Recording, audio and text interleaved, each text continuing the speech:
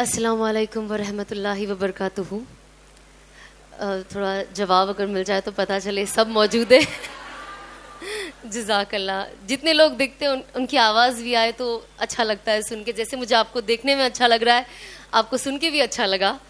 और सबसे पहले तो आई थिंक ऑलरेडी बाजी ने बता दिया है, पर हम कोशिश करें कि एक दरूद शरीफ पढ़ ले।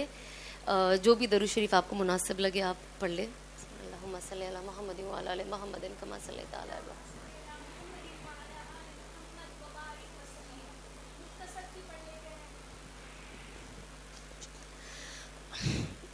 और सबसे पहले बहुत अच्छी बात बाजी ने शुरुआत में की, वो है नीयत। नीयत करना हर चीज़ से पहले बहुत ज़्यादा ज़रूरी है। आई डोंट थिंक हम में से किसी ने नमाज बिना नीयत के पढ़ी होगी, किसी ने नहीं, राइट। नमाज तो अल्लाह कबूल कर ही लेते हैं ना अगर आप पढ़ लोगे तो। अगर मैं जोहर के वक्त नमाज पढ़ रही हूँ और मैंने नियत नहीं की है तो अल्लाह को तो पता है ना जोहर का वक्त है, लेकिन हम तो भी कहते हैं जोहर, असर, फज्र, मगरिब, इशा। तो उसी तरीके से मैं चाहती हूँ कि आप सब आज ये नियत करें कि आज ये जो हम सब जमा हुए हैं, मैं दूसरी जगह से यहाँ आई हूँ, आप सब अपना घर छोड़ के फ़िलहाल अपने सारे काम शायद जल्दी करके और बहुत ज़्यादा जल्दी करके आप लोग यहाँ आए हैं।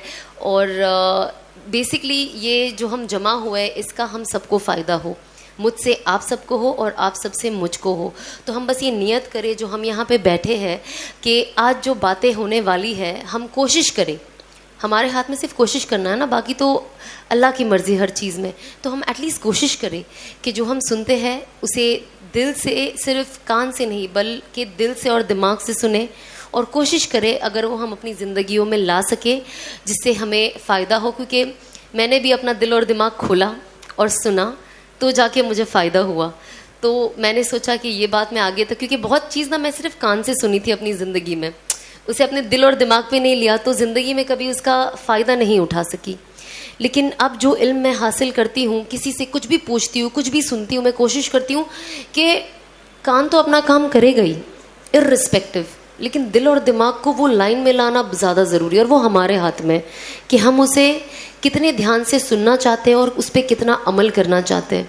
तो हम बस ये कोशिश करें और इंशाल्लाह अगर सबको फ़ायदा होता है, और हर जमा होने का रीज़न यही होता है कि कुछ फ़ायदा हो जाए। और अगर वो होता हुआ दिखाई देता है तो हम जैसे छोटे मोटे लोगों को मौका मिलता है वापस आने का और लोगों को मिलने का, क्योंकि उससे हमें भी मोटिवेशन मिलती है कि शायद मेरी बातों का कुछ असर हो रहा है, शायद जो अल्लाह ने मुझे ज़रिया बनाया है, हम सब किसी ना किसी के ज़रिए, मेरे में कोई ख़ास बात नहीं है, हम सब। अब बिकॉज एक पब्लिक फिगर जब चेंज होता है या कोई चीज़ ऐसी कर लेता है तो जाहिर सी बात है वो सबकी नज़रों में रहता है। तो वो क्या करता है, कैसे करता है, कब करता है, क्यों करता है, ये हर किसी को जानने का एक शौक़ होता है। जैसे मुझे भी शौक़ है, बहुत सारे लोग क्या करते हैं, अब बहुत सारे उलमा मेरे फेवरेट है जिनकी मैं बयान सुनती हूँ, जिसमें से ऑफकोर्स तारिक जमील साहब मेरे बहुत ज़्यादा फेवरेट है। तो मुझे बहुत अच्छा लगता है देखने कि ये क्या करते हैं, ये कैसे करते हैं और इसका क्या तरीका है। ये जो बोल रहे हैं मैं उनकी हर एक बात बहुत ध्यान से सुनती हूँ। तो हर इंसान को हर चीज़ सुनने से, समझने से फ़ायदा होता है सही तरीके से।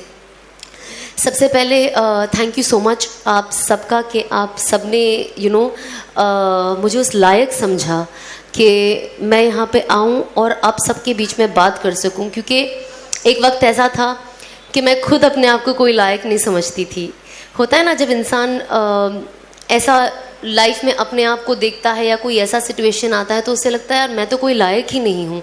तो कभी कभी आज जब मैं कुछ चीज़ें देखती हूँ मुझे लगता है कि जो खूबियाँ मैं अपने में नहीं देख पाई वो अल्लाह ने उसमें एक चमक ला दी और आज आप लोग तक वो पहुंचा दी कि आप लोग वो देख पा रहे हो जो एक अरसे तक मैं नहीं देख पाई।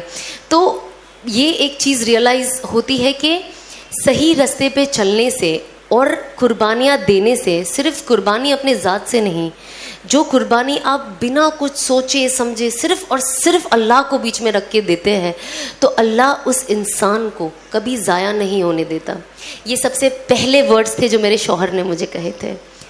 तो जब उन्होंने मुझे, जब ऑफकोर्स दावत का काम शुरू किया था और मुझे जब चीज़ें बताते थे तो वो हमेशा मुझे एक ही चीज़ कहते थे कि सना, अल्लाह तुम्हें कभी ज़ाया नहीं होने देगा और अल्लाह तुमसे बहुत काम लेगा।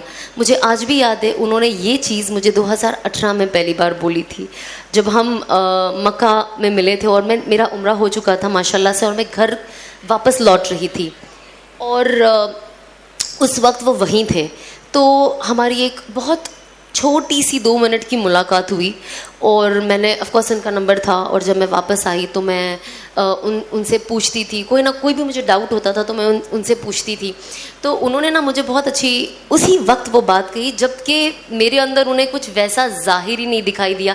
बट होता है ना, कुछ इंसान जब हम किसी से मिलते हैं तो वो जैसे बात करता है या जो उसके अखलाक होते हैं और जो उसका तरीका होता है, उससे लगता है कि नहीं यार, मैं इस इंसान को इतने अच्छे से नहीं जानती या जानता, बट इंसान अच्छा है, कुछ इसके साथ अच्छा हो सकता। तो शायद वो चीज़ मेरे शौहर ने मुझ में उस वक्त दिखी थी, जब जाहिर सी बात है तब तो ना कोई शादी की बात थी और ना कभी हमें लगा था कि हम दोनों जुड़ भी सकते हैं। मतलब आज भी लोगों को शौक़ होता है मुझे और अनस को देख के कि हम दोनों की शादी कैसे हो गई, वैसे ही मुझे खुद को शौक़ होता है कि अल्लाह ने, जब भी मैं मेरे हस्बैंड को देखती हूँ मुझे लगता है अल्लाह ने कैसा जोड़ा बना दिया ना। मतलब मैं सपने में भी नहीं सोच सकती थी कि मेरी शादी इनसे कभी हो सकती है, क्योंकि हम क्या होता है ना, जैसे दुनिया में हम जीते हैं और जो हमारा जाहिर होता है, क्योंकि लोग भी जाहिर पे इतना ज़्यादा जाते हैं कि उनको जो दिखता है ना, ये दोनों ना सही है साथ में, ये दोनों ना गलत जोड़ी है।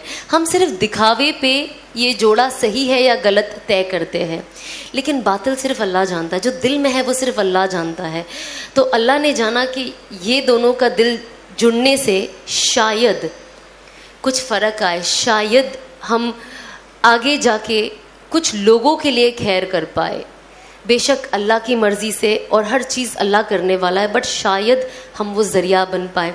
और आज वो चीज़ देखकर इतनी खुशी होती है कि ये सारी बातें ना मुझे अनस हमेशा बताया करते थे, सना ऐसा होगा और अल्लाह तुमसे बहुत काम लेगा।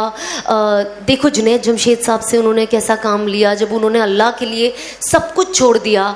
और सबसे बड़े एग्जाम्पल जुनैद जमशेद साहब है हमारे लिए, मरहूम। तो जब मैं उन्हें पहले से ही बहुत पसंद करती थी और मैं उनका हमेशा वीडियो देखती थी। फिर पता चला मेरे हस्बैंड के वो दोस्त थे और उनका बहुत अच्छा कनेक्शन था। और उनके शहीद होने से पहले उनका जो लास्ट वॉइस नोट आया था मेरे शौहर पे आया था, उन्होंने मुझे वो सुनाया, अभी तक उन्होंने वो सेव करके रखा है। तो जब मैं ये सारी बातें सुनती थी तो मुझे लगता था कि वाकई अल्लाह कुछ भी कर सकते। कौन सोचा होगा कि ये इंसान इतना बदल जाएगा, और सब कुछ छोड़ के अल्लाह ने उन्हें इतना कबूल किया कि पूरे दुनिया में आई डोंट थिंक कोई ऐसा मुसलमान है जो उन्हें नहीं जानता है, तो मुझे ऐसा लगता था कि अल्लाह अगर मेरे शौहर जो कह रहे सही है ना, तो मुझे भी female version of Junaid Jamshed बना देना और मुझसे भी वैसा ही काम लेना, उससे बढ़ के लेना। क्योंकि हम अल्लाह से मांगते ना, तो जितना हो सके उतना मांगे, जितना ज़्यादा हो सके। हम तो छोटे मोटे इंसान हैं, तो हमारी दुआएं भी बहुत छोटी मोटी होती है, हमारी चाहत ही छोटी मोटी होती है। पर अल्लाह की ज़ात तो ऐसी है कि आप कहते हैं ना, सामने वाले को देखकर मांगा जाता है। जब हम किसी अमीर इंसान से मिलते हैं, हम सोचते हैं ना, क्या है 500 रुपये का ड्रेस दिया है, 5-10 हज़ार का तो देना चाहिए था ना तुम्हारे रुतबे के हिसाब से। पर जब हम कोई जिसका इनकम इतना अच्छा नहीं होता, वो मुझे 5 रुपये का चिप्स भी दे दे तो मैं खुश हो जाती हूँ कि यार कुछ तो दिया है इसने। तो उसी तरीके से जब हम अल्लाह से मांगते तो अल्लाह का तो अल्लाह की ज़ात के ऊपर कोई ज़ात ही नहीं है, तो हम उनके रुतबे के हिसाब से मांगे ना। अगर हम हमारे लिए मांग रहे हैं तो मैं कोशिश करती हूँ कि मैं अपनी औकात से बहुत ज़्यादा मांगूँ अल्लाह से क्या पता अल्लाह दे दे। क्योंकि ये चीज़ कहाँ से आई, जब मैं हमेशा ये अपने एक्सपीरियंस शेयर करती हूँ और मैं ये लोगों को इसके लिए बताती हूँ ताकि लोग कभी ना उम्मीद ना हो। होता है ना, जब हम दुआ मांगते हैं अल्लाह से, कुछ लोग होते हैं, अब मेरे पास जब से मैं थोड़ा दीनी तरफ मेरा रुझाव बढ़ गया है, जब से मेरी तौबा हुई है, बहुत दीनी बहनों से बात करने का मौका मिलता है और वो अपनी दिल की बात, खुशी गम मुझसे शेयर करते हैं और बहुत अच्छा लगता है वो सुन के। तो बहुत लोग बेचारे लिखते हैं कि मैं 10 साल से दुआ मांग रही हूँ कि अल्लाह मुझे औलाद दे दे, या इसका कोई वजीफ़ा बता दे, उसका कोई ये चीज़ बता दे। तो मैं हमेशा उनको यही कहती हूँ कि आप अल्लाह से कभी ना उम्मीद ना हो।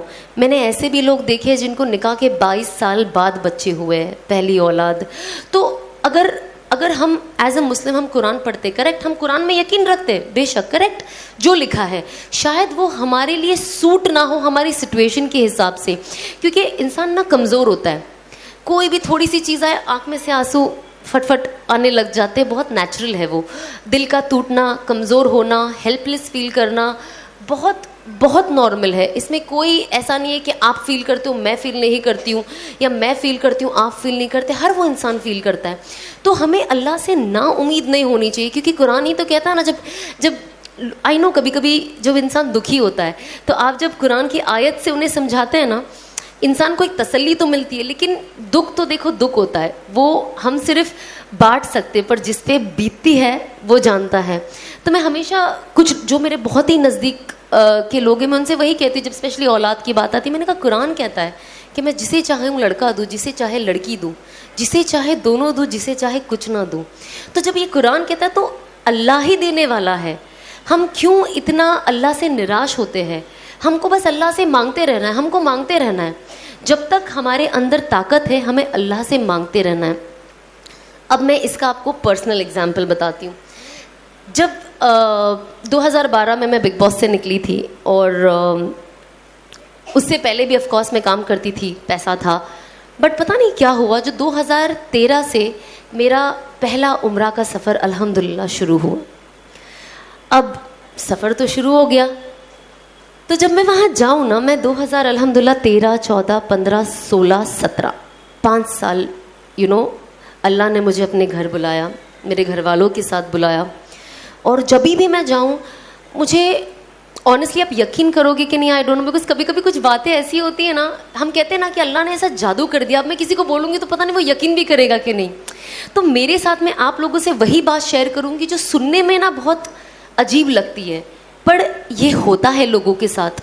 इसीलिए जब मैं कुछ भी सुनती हूँ ना, किसी के साथ कोई बुजुर्ग के साथ ये हुआ, तो मैंने कहा नहीं वो तो बुजुर्ग थे, जब मेरे जैसे के साथ ये हो सकता है तो कुछ भी हो सकता है। कभी कभी हम कुछ स्टोरीज सुनते हैं, हम कहते हैं बहुत अजीब स्टोरी है, ये पॉसिबल ही नहीं है, हमारी आदत है ना ये चीज़ करने की। तो जो मैं ऑफकोर्स काम कर रही थी, मैं थोड़ा पॉपुलर हो गई थी बिग बॉस से आने के बाद, और मूवी मिली थी सलमान के साथ, तो आई वाज लाइक वाओ ये वो। बट जब मैं उम्रा के लिए गई पहली बार, और जब ऑफकोर्स जब आप काबा देखते हो तो आपकी आंखों से वैसे ही रोना आ जाता है, वो कोई नहीं रोक सकता है, वो खुशी के आंसू है, और ऑफकोर्स गम के। वहाँ जाके इंसान को, मैं कहती हूँ, जब से उसका होश संभाला होगा तब से लेके अभी तक के सारे गुनाह याद आ जाते हैं फॉर सम रीज़न। तो जब मैंने पहली बार काबा देखा, और मुझसे पहले ही कहा गया था कि जब आप पहली बार काबा देखो ना तो अल्लाह से खूब दुआ मांगो, खूब दुआ मांगो, और हर वो चीज़ मांगो जो आपके दिमाग में आती है। और मैंने सोचा जब मैं जाऊंगी तो मैं अल्लाह से मांगूंगी कि अब जब मैंने काबा देखा है तो लोग कहते हैं कि जो मांगो काबा पहली बार देख के दुआ कबूल होती है, दुआ तो हमेशा कबूल होती है। बहुत सारी ये रिवायतें ना मैंने अपनी लाइफ में तोड़ दी है, मैंने कहा ऐसा मनगढ़ंत कहानियाँ बंद करे। लेकिन आप तो काबा सिर्फ देखने में ही अल्लाह की कितनी कहते 20 रहमतें उतरती है, जो ओवरऑल ये फ़ज़ाइल अमाल में है, वॉल्यूम 2 में। अभी मेरी नई तालीम हो रही है तो थोड़ी बहुत ऊपर नीचे हो जाता है, प्लीज़ माफ़ कर देना। आई एम श्योर आप लोग मुझसे बहुत ज़्यादा जानते हो, मतलब वो होता है ना टीचर के आगे बच्चा बोल रहा है, वही बात है। तो बस आप लोग सब मेरे टीचर हो, और मैं कोशिश कर रही हूँ सीखने की और बोलने की। जब मैं बोलती हूँ तो मुझे याद हो जाता है और पक्का, और आप लोगों को हर चीज़ बताने का सिर्फ यही नज़रिया है कि वो अमल मैं अपने अंदर ले आऊँ, क्योंकि हमको सबको शैतान से बचना है मरते दम तक। तो जब मैं वहाँ गई ना तो मुझे ऐसा लगता था, पहले मैं जाऊँगी ना मैं कहूँगी और पिक्चरें दे दे अल्लाह मियाँ मुझे, और काम दे दे, और पॉपुलर कर दे, मेरा दिमाग में यही था। पर अब यकीन नहीं मानोगे, जब मैं गई और मैंने पहली बार काबा देखा, मेरे दिल से ये दुआ निकली कि अल्लाह मुझे हिदायत दे दे।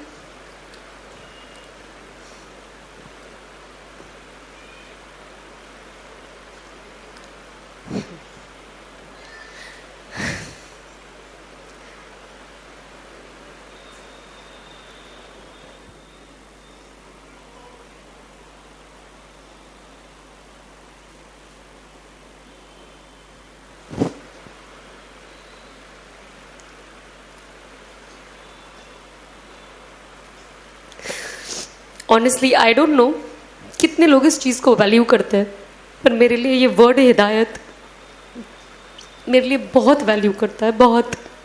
इस चीज़ ने मेरी दुनिया और शायद मेरी आखिरत बदल दी है।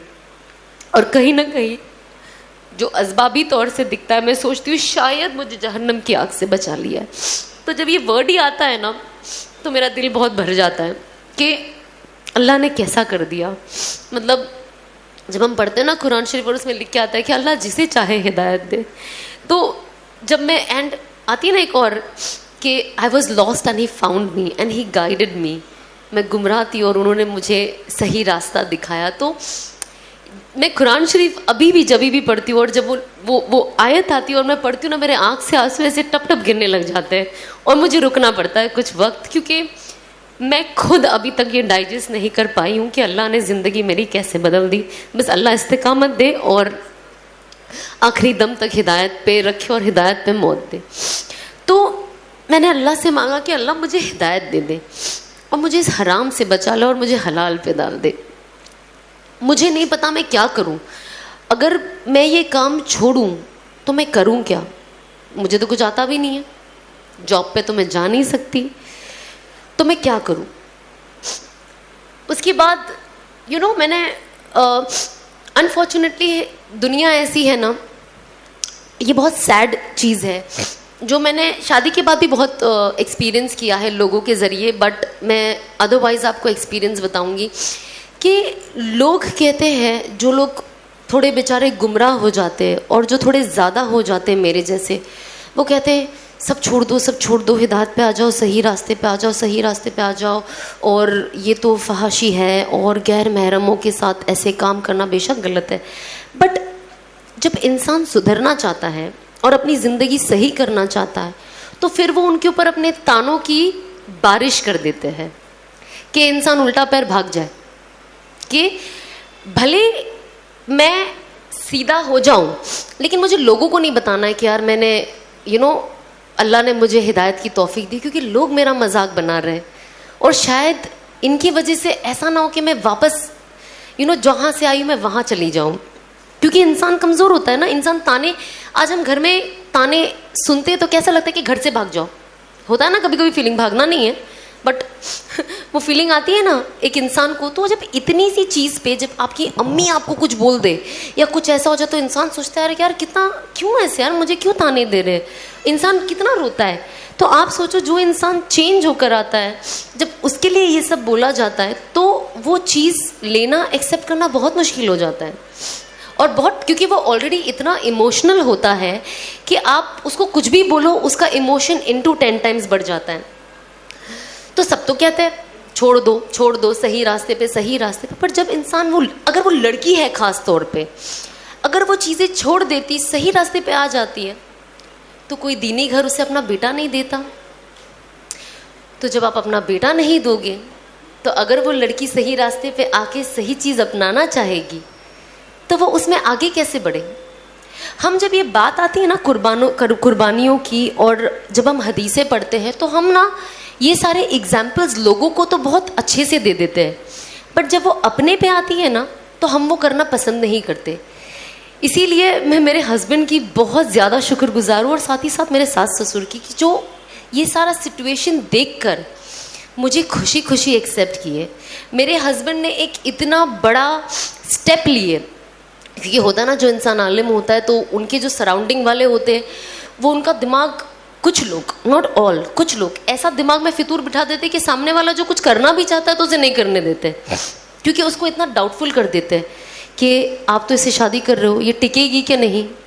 मतलब मेरी निकाह पे तो ऐसी ऐसी बातें उठी थी, मैं टिकूंगी कि नहीं, शादी मेरी 6 महीने भी नहीं टिकेगी और मैं वापस वही हो जाऊंगी जो मैं थी। और मैं अल्लाह को यही कहती थी कि अल्लाह मुझे सब्र दे और इन सबको दिखा दे कि ये लोग कितने गलत हैं। और शायद जब वक्त जाएगा और लोग देखेंगे तो शायद अपना नज़रिया बदले। मुझे जो चीज़ से मैं गुजर रही हूँ अभी, और जो तकलीफ़ चीज़ें सुनकर मुझे हो रही है, लेकिन मेरे कुछ चीज़ को लोगों तक ऐसे पहुँचा कि मेरे बाद आने वाली लड़कियों के लिए आसानी कर दे, ताकि मेरे जैसी जो और लड़कियां हैं वो अपनी ज़िंदगी का रुख बदले और अनस को देखकर जो लड़के हैं वो ये करने के लिए आगे बढ़े कि हमें लाया गया, इस हमें बातों के लिए तो ना लाया गया है। मैं तो यहाँ बैठ के बड़ी बड़ी बातें कर सकती हूँ, बड़ी बड़ी बातें कर सकती हूँ, लेकिन अगर मैं वो अमल नहीं करती हूँ तो कोई पॉइंट ही नहीं है। और अल्लाह कहता है ना कि जब आप दाई बनो और जब आप लोगों को कुछ बोलो, अगर मैं आज आपको बोलूँगी ना कि आपको 2 रकात नफिल पढ़नी है तो मुझे 4 रकात तो एटलीस्ट पढ़ने वाली होना चाहिए, तब अल्लाह मेरी बातों में वो वज़न देंगे और वो जोर देंगे जो आप लोगों के दिल में जाके उतरेगी। वरना सिर्फ बातें यहाँ से सीधा वो डोर के बाहर हवा में निकल जानी है। फिर अल्लाह कहेंगे जब ये खुद ही कुछ नहीं करती है तो आपके दिलों में लाना मुश्किल है ना। तो ये बहुत ज़रूरी है कि हम किस चीज़ के बारे में क्या सोचते हैं। हमें सोच के साथ, हमें कहते हैं ना, हम प्रीच करने वाले नहीं बने, सिर्फ you practice what you preach. आप जो बोलते हैं आप खुद प्रैक्टिस करें। तो मैं ऑफ कोर्स बातें करने से पहले मैंने प्रैक्टिस करना शुरू किया, और जितनी चीज़ मैं अभी प्रैक्टिस करती हूँ मैं वो चीज़ बातें करती हूँ, और जो चीज़ मैंने नई नई अमल में लाई है मैं वो भी कोशिश करती हूँ कि मैं शेयर करूँ, ताकि साथ ही साथ जिन किसी को एक्चुअली पता, आप यकीन नहीं मानोगे, जैसे मुझे मेरे शौहर एक कोई बता देते कि आप ये पढ़ो, ये पढ़ने के बाद ये ज़्यादा ज़रूरी है और इससे फलाना फलाना फ़ायदा है। पता है मेरी सबसे पहली फीलिंग क्या होती है? मैं जल्दी से इंस्टाग्राम पे डाल दूँ ताकि सब पढ़ ले और सबको ये फ़ायदा हो जाए। आज अल्लाह ने ऐसा किया है कि ये फीलिंग सबसे पहली फीलिंग है जो मेरे दिल में आती है कि लोगों का फ़ायदा हो, लोगों का फ़ायदा हो। जैसे इन्होंने कहा, कुरान में लिखा है उखरिजत लिन्नास, कि हमें बनाया गया है एक दूसरे की बेहतरी के लिए। अल्लाह कहता है कि आप जाए और लोगों को बताएं कि मुझे क्या पसंद है, और लोगों को जाकर ये भी बताएं कि मुझे क्या नहीं पसंद है। और जो मेरी सुन्नतों को फॉलो करेगा और हुज़ूर पाक सल्लल्लाहु अलैहि वसल्लम की सुन्नतों को फॉलो करेगा, वो बिल्कुल कामयाबी के रास्ते पे है। तो यही तो कुरान हमें कहता है एकदम खुले अल्फाज में। इसमें रीड बिटवीन द लाइन कुछ नहीं है कि अब आप इसके कितने मतलब निकालोगे, इसका कोई मतलब नहीं है। कट एकदम स्ट्रेट, पॉइंट टू पॉइंट लिखा हुआ है। इसमें हमें कोई आगे पीछे की कोई दलाइल नहीं है, एकदम स्ट्रेट है। अगर ये कोई नहीं समझे तो वो बेवकूफ़ी होगा, है ना। इतनी तो समझ हम सब में माशाल्लाह से। तो जब मैं उम्रा के लिए जाती थी, मुझे अभी भी याद है कि मैं 5 वक्त सिर्फ यही दुआ मांगती थी। जो 5 बार गई हूँ हर वक्त ये दुआ मांगती थी कि अल्लाह हिदायत दे दे। मुझे नहीं पता मेरा हलाल का क्या ज़रिया है रोज़ी का, पर दे दे, और मुझे इस हराम से कैसे भी निकाल के बाहर भगाओ मुझे यहाँ से जल्दी, क्योंकि मेरी जान ऊपर नीचे होती है कुछ वक्त। पर तब कैसा होता था ना, कुछ कुछ वक्त होती थी। क्योंकि क्या होता है ना, एक मैंने बहुत अच्छी चीज़ पढ़ी थी कि जब इंसान ना अपने आप को इतने हराम में घेर लेता है तो उसे हलाल भी हराम नज़र आने लगता है। तो मैंने अपने आप को, अब मैं जो काम करूँगी तो जाहिर सी बात है वैसे ही लोग मेरे आसपास होंगे, तो मुझे हिदायत कैसे मिलेगी? उसके लिए मुझे ऐसे इंसान के साथ बैठना ज़रूरी है ना, और ऐसे इंसान के साथ बात करना ज़रूरी है। अब तब तो हम कोई मौलाना को देखे तो हम उल्टे पैर भाग जाते थे, क्योंकि हमें तो लगता था ये हमारी खिंचाई करने वाले हैं और बस मुझे सीधा जहन्नम में भेजने वाले हैं। और जब ऐसी अनफॉर्चुनेटली जब अनस से मुलाकात हुई थी और जब मैं उन्हें नहीं जानती थी अच्छे से, तो मुझे लगता था, शुरुआत में जब हमारी बात होती थी, मैंने कहा यार अब मैं क्या बात करूं, मैं तो पर्दा भी नहीं करती हूँ। और होता है ना यार, कोई मौलाना बैठे, भले आप कैसे भी टाइप की लेडी हो, लेकिन वो ना भाई सर पे दुपट्टा तो रख लो यार, खुद का नहीं सामने वाले की तो इज्जत रख लो, होता है ना। तो मैं अनस के पास वैसे जाऊं और बात करूं, मुझे ऐसा लगता था यार, वो होता था ना, मैंने इनका नाम रख दिया था कि अल्लाह की पुलिस आ गई है पकड़ने के लिए मुझे तो मुझे ऐसा लगता था अच्छा। फिर अल्लाह ने एक ऐसा वक्त लाया कि 2018 ही, उसी साल के एंड में, आप यकीन नहीं मानोगे, मुझे शुरुआत में अनस बहन बुलाते थे, ओके मैं सोचती हूँ तो मुझे अभी भी हंसी आती है। तो ऑफ कोर्स वो तो दावत की नीयत से मिले थे मुझे, और उनका काम था कि यार एक कोई अगर इंडस्ट्री से सही रास्ते पे आ जाती है, शायद और बहनों का फ़ायदा हो जाए, इंडस्ट्री से भी और उसके अलावा भी। तो मुझे जब मिले, अच्छा बहन, जी बहन, जी बहन, मैं भी हाँ, जी जी जी मौलाना, जी जी जी जी तो क्या पता था कि मेरे हमसफर बन जाएंगे। तो हाँ हाँ हाँ, जी जी जी। अब इनके साथ मैं मिली ना, जब मैं आपको बता ही देती हूँ, मुझे क्योंकि मुझे तारिक जमील साहब बहुत पसंद है, तो मैं डेफिनेटली चाहती थी कि मेरी उनसे मुलाकात हो जाए। तो मेरी बात अनस से हुई एंड मेरी मुलाकात उनसे दुबई में हुई। और जब हुई ना, तो मैं जाके जब जैसे उनको मिली, आप यकीन नहीं मानोगे, मैं उनके साथ 2 घंटा कम से कम बैठी होंगी। मैं, मेरी मॉम, मेरे डैड, उन्होंने मुझे कुछ नहीं कहा, आप काम छोड़ दो, नहीं, नमाज पढ़ो, नहीं, क्योंकि वो समझ गए थे कि मैं जो फील्ड से आती हूँ ना, अगर ये मुझे पहली मुलाकात में ये कहेंगे तो मैं भाग जाऊँगी, समझ रहे हो आप, या शायद दूसरी बार मिलने के लिए तकल्लुफ़ करूँगी कि यू नो, तो मेरा नसीब कि अल्लाह ने कैसे मुझे उनसे भी मिला दिया। तो जब मेरी उनसे बात हुई एंड मतलब होता है ना, हम आज की तारीख में हमको ऐसा था शाहरुख खान मिल जाए यार, मतलब इसको देखने की बड़ी चाहत है, और उसको देखते बराबर ही दोनों आंखों में दिल आ जाता है ना, लड़कियों का ये है ना मसला। तो हम अगर किसी को पसंद करते तो कैसा होता है, उनको देखते बराबर हमारे आंखों के अंदर ना एक चमक आ जाती है। एंड आप यकीन नहीं मानोगे कि जब मैं काम करती थी और मुझे बड़े स्टार्स के साथ करना था और जिनसे मुलाकात हुई, मुझे बहुत खुशी हो, मुझे लगा था कि मेरे खुशी का ना आखिरी मयार है जब मैं उनको देखती थी और उनसे मिलती थी। जब मैं सलमान के साथ काम करी और उनसे मिलती थी, रोज़ मुलाकात का मौका लगता, मुझे लगता था ये मेरी खुशी का आखिरी मयार है, मतलब वाओ। लेकिन मुझे अभी भी याद है, तारिक जमील साहब बाथरूम से निकले बाहर और उनकी अहलिया के साथ बैठी थी, और उनको देखकर जो खुशी हुई, मुझे लगा अब मैं अपनी खुशी के आखिरी मयार में पहुंची हूँ जिंदगी के। आखिरत में ऑफ कोर्स अल्लाह को और उनके प्यारे रसूल को देखकर, वो तो हम अंदाजा भी नहीं लगा सकते उस मयार का। लेकिन दुनिया में जो मुझे उनको, आप यकीन नहीं मानोगे, मेरे आंखों से आंसू निकल गए, मोहब्बत के आंसू, नहीं बहुत कम निकलते।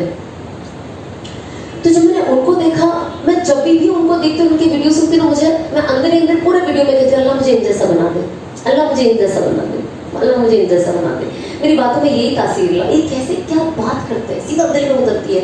और जब यू नो उसके बाद जब अनस मुझे मेरी अम्मी को घर वापस छोड़ने होटल वापस छोड़ने आ रहे थे, तो 2-3 लोग बैठे थे और मैं हर चीज़ नोटिस बहुत करती हूँ। हमारी फील्ड ही ऐसी थी ना एक्टिंग की, नोटिस करो कौन कैसे बात करता है, चलता है, और कैसे सबकी अदाएं हैं, ऑफ कोर्स लड़कियों की भी, ओके, नॉट जस्ट बॉयज।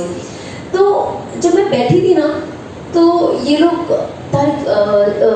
मरहूम जुनैद जमशेद साहब की बात करने लगे, और जैसे लोग बात करने लग गए, अल्लाह उन्हें जन्नतुल फिरदौस नसीब अता फरमाए, क्या शख्स थे वो, अल्लाह उनकी मगफिरत करे। तो एक सेकंड यू नो मेरे अंदर उस वक्त बहुत सारी चीज़ें आ रही थी, और सबसे पहली चीज़ जो मेरे उस वक्त दिमाग में आई, क्या मेरे पास मेरी ज़िंदगी में ऐसे कोई लोग हैं जो मेरे इस दुनिया में नहीं रहने के बाद मेरे लिए ऐसी बातें करें।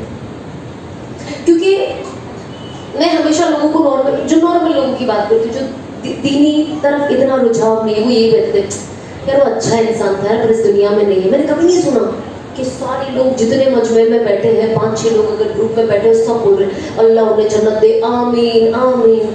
तो मैंने कहा मुझे तो यही चाहिए। तो उस वक्त मैं अपने आप से पूछी, क्या मैं ऐसे किसी को जानती हूँ? ऑफकोर्स मेरे माँ बाप के अलावा और भाई बहन है, बट आज की तारीख में कोई किसी गारंटी नहीं दे सकता ना कि मरने के बाद कौन कितना पढ़ के भेजेगा। पर उनके अलावा सबसे करीबी रिश्तों के अलावा क्या मेरे पास कोई एक दोस्त है कि अगर मैं इस दुनिया में नहीं रही तो अल्लाह ने कितना आसान कर दिया ना, पूरा कुरान में 3 बार बिस्मिल्लाह बोलती कुल वल्लाहु अहद पढ़ ले तो एक कुरान का सवाब है। क्या मेरे पास कोई ऐसा एक वाहिद इंसान है जो मेरे लिए सिर्फ 3 बार सूरह इखलास पढ़ ले बिस्मिल्लाह के साथ और मुझे बख्श दे? एंड मेरे पास कोई नाम नहीं आया मेरे जहन में, मैं एक इंसान का उस वक्त नाम नहीं सोच पाई। एंड तब मुझे लगा कि ये सोचने वाली बात है, इस पे थोड़ा गौर करने वाली बात है। एंड मुझे लगा कि नहीं, मुझे कुछ ऐसा करना है कि मेरे लिए कोई ऐसा करे जब मैं नहीं रहूं और साथ में 4 लोग आमीन कहे और मेरे लिए जन्नत के लिए सोचे। हम कहाँ सोचते किसी की जन्नत के लिए आज की तारीख में, मुश्किल है। तो मुझे ऐसा था कि बस लोग मेरे लिए ये सोचे। अब वो कैसा होगा, आपको ऐसे लोगों के साथ उठना बैठना पड़ेगा ना भाई। अब दुनियावी लोगों के साथ मिलोगे तो वो तो मतलब आप निकल लिए, आप दुनिया से भी खत्म, उनके जहन से भी खत्म। कभी मुश्किल से याद आ गया तो हमारी खुश नसीबी, और उसके बाद अगर कुछ पढ़ लिया तो मतलब वो तो बहुत ही नसीब की बात है। तो वो तो ये बहुत डाउटफुल चीज़ है। अब हमें डाउट में नहीं रहना है ना, हम इस दुनिया के, अल्लाह ने जो कहा है हम अपने एतबार से कर ले, कि अल्लाह ने कहा है तौबा से मगफिरत है, इससे जन्नत है, जहन्नम की आग से राहत है, अल्लाह ने कहा ये मुझे करना है। अब इसका फाइनल रिजल्ट क्या है ये तो आँख बंद करने के बाद ही पता होगा। आज मैं बातें करती हूँ, आप लोगों तक पहुँचाती हूँ, कुछ लोग शायद मुझे आज की तारीख में नेक समझते हैं, तो ये तो अल्लाह ने आपके दिलों में, कहते हैं ना, एक मोहब्बत डाली है। तो कहते हैं ना, जब अल्लाह किसी को पसंद करता है ना, तो वो जिब्रील अलैहिस्सलाम को बुलाते हैं और कहते हैं कि मैं इस बंदे से मोहब्बत करता हूँ, तो आप भी इस बंदे से मोहब्बत करें, और जाके सबको कह दे कि वो इस बंदी से मोहब्बत करे, बंदा या बंदी से। फिर जिब्रील अलैहिस्सलाम जितने भी मलाइका है उन सब के पास जाके कहते हैं कि अल्लाह इस बंदी से मोहब्बत करता है या इस बंदे से, और आगे पीछे कुछ नहीं जानना है, कोई दलील नहीं है, इससे मोहब्बत अल्लाह ने कही करते हैं, और इन्होंने हमें पैगाम दिया है, हुक्म दिया है कि हमें भी इनसे मोहब्बत करनी है। तो सारे मलाइका आपसे मोहब्बत करने लगती है। फिर वो दुनिया के जितने जानवर हैं, दरिया के अंदर कितने भी मील अंदर और ऊपर, वो उनसे जाके कहते हैं कि अल्लाह और जितने मलाइका और मैं इस इंसान से मोहब्बत करते, तो आप सब इनसे मोहब्बत करें। तो जब मैं ये सुनती थी ना, ये बहुत सारी चीज़ें जब मैं तालीम नई नई लेती थी तो मैं सुनती थी, पर आज जब मैं लोगों के अंदर ये मोहब्बत देखती हूँ ना, मुझे हर वो चीज़ जो मैंने हदीसों में सुनी है, जो मैंने कुरान में सुनी, मुझे आज वो सच होते हुए नज़र आती है। एक साल पहले बहुत सारी चीज़ें मुझे नहीं पता थी, तो एक साल पहले मुझे ऑफकोर्स अगेन मेरे शौहर, उन्होंने कहा कि हर मगरिब की नमाज के बाद ना आप 41 बार या मुइज़्ज़ो पढ़े और अल्लाह से नियत, मतलब ये नियत करो और अल्लाह से मांगे कि जो अल्लाह ने वादा किया कि अल्लाह आपको इतनी इज्जत देगा, इतनी इज्जत देगा कि लोग अपनी मुंह में, अपने दांत के बीच में अपनी उंगलियां चबाते रह जाएंगे और कहेंगे कि यार इसे इतनी इज्जत कैसे मिल गई। मैंने कहा ठीक है।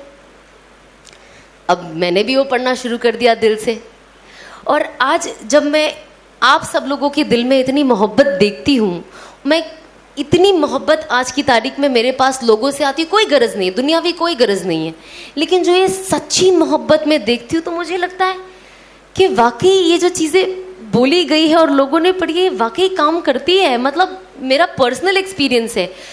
हर इंसान होता है ना, हमने ये सुना है ये पढ़ने से ये होता है, हमने सुना है वो करने से ये होता है, लेकिन जब आप उसे प्रॉपर, एकदम प्रॉपर तरीके से फॉलो करोगे ना, तो वो आपको दिखाई देता है। पर शर्त क्या है कि आप यकीन रखें और वो फॉलो करें। तो मैंने एकदम पूरी तरीके से उसके ऊपर यकीन रखा और फॉलो किया, तो आज मुझे उसका रिजल्ट दिखता है। तो ये जो कहते हैं ना, ये चीज़ होती ही होती है। तो मैंने ऑफकोर्स अपने अमल में, अगर आप कोई चीज़ चेंज करना चाहते हो ना अपनी ज़िंदगी में और अल्लाह से ताल्लुक़ मजबूत करना चाहते हो ना, तो उसके लिए आपको क्या करना होगा, आपका अमल मजबूत करना होगा। क्योंकि हम जो पढ़ाई करते हैं, हम क्या करते हैं, कुरान से ही तो सूरे निकालते और पढ़ते हैं ना। कुरान तो अल्लाह की लिखी हुई चीज़ है, हर वर्ड टू वर्ड जो अल्लाह ने बोला है। ऐसा नहीं कि उन्होंने कुछ बता दिया अब हम अपने हिसाब से उसका तर्जुमा लिखे अब हम पढ़ रहे हैं, नहीं, वो वर्ड टू वर्ड अल्लाह का एवरी वर्ड इज फ्रॉम अल्लाह। तो जब हम पढ़ते हैं तो उसका फ़ायदा हमें होता है। तो मैंने सोचा अब मुझे अल्लाह से अपना ताल्लुक़ मजबूत करना है। जो 2020 आया, ऑफकोर्स 2018 में शायद मुझे तौबा करनी थी और पर अनफॉर्चुनेटली हो नहीं पाई। और उसी दौरान मैं बहुत लोगों को वर्ल्ड वाइड देखती थी, इसने ये छोड़ दिया, इसने ये छोड़ दिया, और मुझे अंदर ही अंदर लगता था कि यार मुझे तौबा करनी है लेकिन मुझसे हो नहीं रही है। और देखो इसने छोड़ दिया, इसने भी तौबा कर ली। मैंने कहा यार तौबा में भी मेरा नंबर पीछे ही रह गया, मतलब यहाँ पे भी किसी और ने बाजी मार ली। फिलहाल जो मैं जैसे 2018 से, अगर मुझे 2018 से मैंने नियत की थी मुझे तौबा करनी, और जब मैंने किसी और को मुझसे पहले करते हुए देख लिया, मैंने कहा यार यहाँ पे भी मैं सेकंड नंबर ही आऊँगी, या पता नहीं थर्ड फोर्थ, पर पहला तो नहीं आ पाऊँगी। जो मेरी नियत थी कि यार हर इंसान को होता ना, यार मैं ये पहले करूँ, मैं ये पहले करूँ, तो मुझे ऐसा था कि मैं ये पहले करूँ एटलीस्ट यहाँ इंडस्ट्री वाइज एकदम। बट अनफॉर्चुनेटली वो हो नहीं पाया। मैंने कहा कोई नहीं, अब एटलीस्ट ऐसा कुछ करूँ कि लोग मुझे हमेशा याद रखें। तो जाहिर सी बात है मैंने चीज़ें चेंज करना शुरू कर दी। मैंने अपने अमल में अब अमल तो मैं तब करूँगी ना जब कोई नॉलेज होगी। अब सिर्फ कुरान शरीफ पढ़ने आता था और कुछ चीज़ें पता थी, बट बाकी क्या करना है, जिन लोगों का ताल्लुक़ अल्लाह से इतना मजबूत है वो क्या पढ़ते हैं मुझे तो पता ही नहीं है। तो अब मुझे उनसे पूछना पड़ेगा कि आप क्या पढ़ते हो, जिससे मुझे जाहिर में आपका ताल्लुक़ बहुत मजबूत लगता है अल्लाह से, तो आप मुझे बताएं। तो जब मैंने अनस को बोला कि आप मुझे बताएं मुझे क्या क्या पढ़ना है, तो उन्होंने बताया अच्छा हर नमाज के बाद पहले तो सूरह तस्बीह फ़ातिमा पढ़े। अब 33 बार और 34 बार पढ़ना है, सब पता था, पर इसका नाम तस्बीह फ़ातिमा ये नहीं पता था। फिर हम ये सीखे कि अच्छा इसको तस्बीह फ़ातिमा बोलते हैं। बहुत सारी चीज़ें नहीं पता थी, बहुत शुरुआत में जब मुझे कोई कहता था ना सूरह इखलास पढ़ो, मैंने कहा वो क्या होता है, अच्छा कुल हुवल्लाहु पढ़ना है। अभी भी बहुत सारे लोग हैं जिनको मैं बेचारों को मिलती हूँ जिनको नहीं पता, कहते हैं सूरह फातिहा पढ़ो, तो उन्हें नहीं पता है कि अल्हम्दो पढ़ना है, यू अंडरस्टैंड। तो हम कोशिश करते हैं कि लोगों को ये भी बताए। मुझे हंसी भी आती है, अफसोस भी होता है कि बहुत सारी चीज़ों को बहुत लेट सीखने मिला, बट मैं कोशिश करती हूँ कि मैं बैठ के लोगों से, मेरे घर में भी मेरी बहन है, मेरी अम्मी है, मैं उनसे ये बातें करते रहूँ। तो मैंने उनसे पूछा कि मैं क्या पढ़ूँ। अब मेरे शौहर वो नहीं चाहते थे कि मेरा ताल्लुक लेट बने, वो चाहते थे मैं फास्ट ट्रैक में रहूँ, क्योंकि तत्काल कहते हैं ना, एकदम जुम से आगे बढ़ जाऊँ।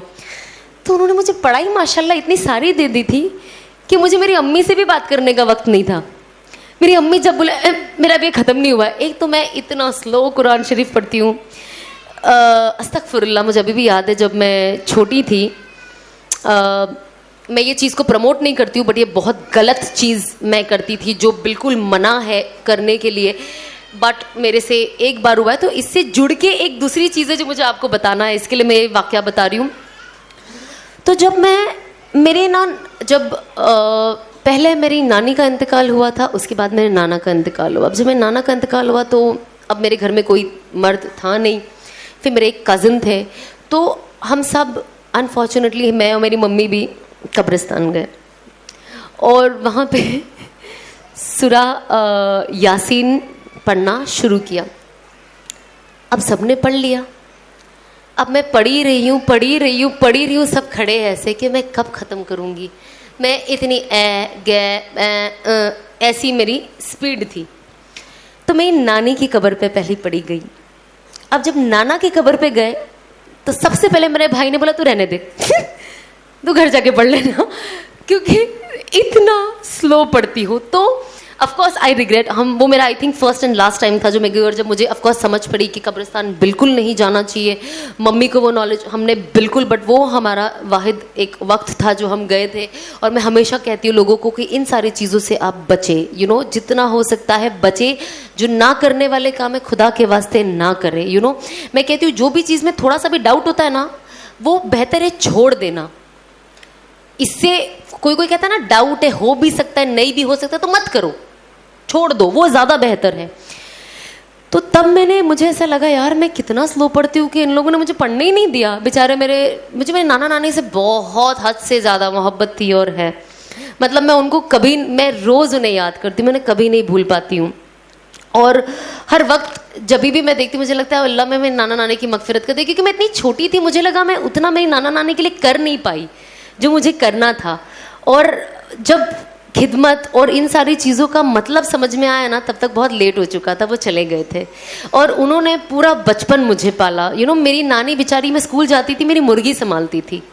अब आप समझो एक बुज़ुर्ग इंसान जो 60-70 साल के ऊपर हो गया, वो बेचारा चल नहीं पा रहा, मेरे चूज़ों के पीछे भाग रहा है कि यार मेरी नवासी आएगी, उसको मुर्गी का बच्चा नहीं मिलेगा तो वो रोने लग जाएगी। उसे कौवों से बचाती थी, डंडा लेके घूमती थी कि कौवा आएगा तो उसको मार के भगाऊंगी कि क्योंकि मुझे मुर्गी पालने का बचपन में बहुत शौक था। बेचारी का अगर पैर भी टूट जाता था तो मैं उसको हल्दी लगाती थी, लेप लगाती थी, फलाना करती थी, बहुत सारे ढोंग करती थी।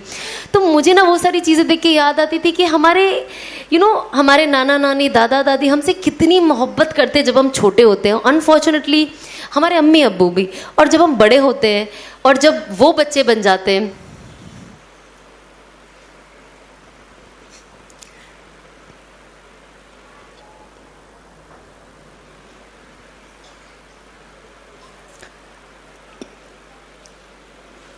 तो तो हमें उन्हें समझना कितना मुश्किल हो जाता है। मैं हमेशा कहती हूँ, माँ बाप की इज्जत करें, माँ बाप से मोहब्बत करें, और वो जो कहते हैं आपकी भलाई के लिए कहते हैं। बहुत बड़ा दर्जा है और मुकाम है माँ बाप का। कहते हैं ना, जन्नत का रास्ता सिर्फ वही है। और शायद बहुत हर बार हम लोगों को ना, अब मतलब अभी तो मेरी आगे वाली नस्ल आई नहीं है, बट जब आप खुद माँ बनते हो ना, मैंने देखा ये लोगों में, तब वो समझ पाते हैं कि माँ बाप कितनी सैक्रिफाइसेस देते हैं, तब जाके वो माँ बाप बन पाते हैं। और बच्चे को संभालना और उसके पीछे 24 घंटे लगे रहना आसान काम नहीं है। तो कोशिश करें कि आप, अगर आपके माँ बाप हयात है तो आप जितना हो सके उनके लिए करें, जितना हो सके, और बिल्कुल भी किसी भी चीज़ के लिए चिड़चिड़े ना हो। ये होता है, हम यंग है ना, हम बहुत फास्ट हो गए, हमको लगता है फास्ट चलो ना, बाहर चल रहे हो तो इतना स्लो क्यों चलते हैं। माँ बाप बूढ़े हो जाते तो हमें उन्हें रेस्टोरेंट में लेके जाने शर्म आता है कि यार सही से खा नहीं सकते, स्लो खाते, फास्ट नहीं चलते। तो जब मेरी मम्मी को ब्रेन हैमरेज हुआ था ना, आई डोंट नो कितने लोगों ने इंस्टाग्राम पे मेरी मम्मी को देखा है, मेरी मम्मी अपनी दोनों आंखें खोल नहीं पाती है खुद से, तो उनको मुझे सेलो टेप लगा के रखना पड़ता है ताकि वो हम सबको देख सके और चीज़ें कर सके। तो जब मम्मी को ये हुआ ना, मैं उनको हर जगह लेके जाती थी अपने साथ घूमने। वो बहुत स्लो खाते थे। मुझे अभी भी याद है, जब उनको ब्रेन हैमरेज हुआ था ना, तो वो कोमा में थे, उनको पैरालाइज हो गया था कुछ वक्त, और फिर उनको वेंटिलेटर पे रखा गया था। अब कुछ वक्त के बाद वो कहते हैं ना, यहाँ से पाइप रखते तो मुंह टेढ़ा हो जाता है, तो उन्होंने उनके यहाँ पे खड्डा किया। मुझे अभी भी याद है, 6 महीना मेरी मम्मी कुछ नहीं बोल पाई और वो नाक से खाना खाती थी। और फिर जब वेंटिलेटर निकला ना, मेरी मम्मी ना एक छोटा बेबी हो गई। बच्चे कैसे बात करते तोतले होके, मेरी अम्मी वैसे बात करती थी, जो सिर्फ मतलब एक माँ की मोहब्बत क्या होती है ना, मुझे लगता है जब मैं मेरी अम्मी की अम्मी बन गई ना, मुझे रियलाइज़ हुआ। क्योंकि जब मेरी अम्मी बात करती थी ना, वो बात सिर्फ मैं समझ पाती थी, घर में कोई समझ नहीं पाता था। अगर मेरी मम्मी को कुछ चाहिए तो मेरी मम्मी कहती थी, सब मुझे बोलते थे क्या बोल रहे खाला, क्या बोल रहे खाला, तो मैं कहती थी ये मांग रहे हैं, ये मांग रहे। तो आज होता है ना कि बच्चा क्या बोलता है, शायद किसी और का जब बच्चा, हम नहीं समझ पाते, वो सिर्फ माँ उसकी ज़बान समझ पाती है। तो वो चीज़ मैं मेरी अम्मी की समझ पाती थी। तो जब मेरी अम्मी जब बात करने लग गई ना, मुझे ऐसा लगा अल्लाह का शुक्र है कि मेरी मम्मी अल्हम्दुलिल्लाह ठीक होते जा रहे हैं, वरना डॉक्टरों ने तो बोल दिया था कि अब ये नहीं बचेंगे। और डॉक्टर खुद कहता है कि ये एक मिरेकल है कि आपकी अम्मी कैसे बच गए। तो आज मुझे लगता है शायद मेरी अम्मी को इस मेरी हिदायत का जो ये वक्त है ये देखना था, शायद अल्लाह ने इसीलिए उन्हें हयात रखा कि वो ये देख पाए कि उनकी बेटी उनके लिए जहन्नम का नहीं, बल्कि इंशाअल्लाह अल्लाह ने चाहा तो उनकी मगफिरत का और जन्नत का ज़रिया बनेगी। तो एज एन औलाद हम कोशिश करें कि कुर्बानी, अपने गुनाहों से अगर आप तौबा करोगे और कुर्बानियाँ दोगे, इंशाअल्लाह इसका फ़ायदा आपके अम्मी अब्बू को होगा। दुनिया में हम अपने माँ बाप को कितना भी आई लव यू बोल ले, कितनी भी पप्पियाँ ले ले, मैं मेरी माँ को कितने भी महंगे से महंगा कपड़ा दिला दूँ, महंगे सोना दिला दूँ, जो भी दुनिया की चीज़ें दिला दूँ, लेकिन अगर मैंने उनकी आखिरत ख़राब कर दी तो कहते हैं ना, ऐसी औलाद का क्या फ़ायदा। इसीलिए हम कहते हैं ना, अल्लाह से नेक साले औलाद मांगो कि वो आपकी मगफिरत का ज़रिया बने, ना कि आपकी जहन्नम का ज़रिया बने। कि क़यामत के दिन उनसे ये पूछा जाए कि आपने इनकी परवरिश क्यों नहीं की सही तरीके से। तो मैं चाहूँगी कि क़यामत के दिन अल्लाह उनसे कहे ना कि शाबाश, आपने इतनी अच्छी बेटी की परवरिश की है कि आज ये खुद भी जन्नत जाएगी, आपको भी लेके जाएगी, और शायद और कुछ लोगों को साथ लेकर चले जाए। जिस तरीके से उसने दावत का काम किया है। तो जब मैं दावत का असल मकसद जानी ना, तो मैंने कहा यार ये ऐसा काम है जो दुनिया में भी फ़ायदा देगा और आखिरत में भी।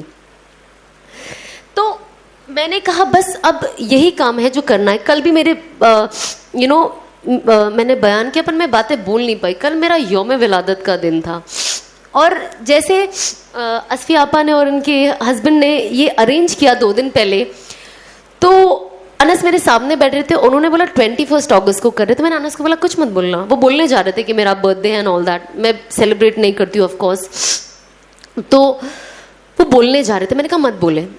एंड आप यकीन नहीं मानेंगे, 20 की रात को जब 12 बजे और मैं नमाज के लिए बैठी, मैं इतना रोई और कहते हैं ना जब अल्लाह किसे माफ करना चाहता है ना, तो वो उससे ऐसे इम्तिहान लेता है कि अगर अल्लाह आपके लिए एक ऊंचा मकाम चाहता है, लेकिन आपके अगर अमाल वैसे नहीं है ना, तो अल्लाह आपसे कुछ ऐसे ऐसे काम करा लेगा, क्योंकि अल्लाह को पता है कि ये बंदी इतना अमाल नहीं कर पाएगी कि मैं इसे जन्नतुल फिरदौस भेजूं।